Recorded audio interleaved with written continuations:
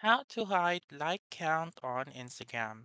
So the first step is by opening your Instagram app and then go to your profile found on the lower right corner of the screen. And then choose the post that you want to hide the like count. For example, I will choose this one.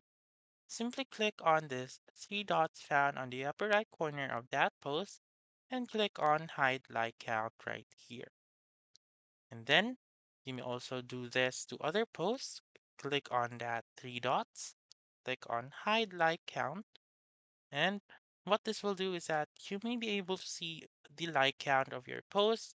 However, other people or other users may not be able to see your like counts of your posts. If you don't have that option, then I would suggest that you should open your App Store and search for Instagram and make sure to update your Instagram app and do the steps that I have provided, and then that's it. That's how you can hide like count on Instagram. So that's all for this video. Let me know in the comments section if this works out for you. For more helpful tutorials like this, please subscribe to our channel and don't forget to click that notification bell. Thank you for watching and have a wonderful day.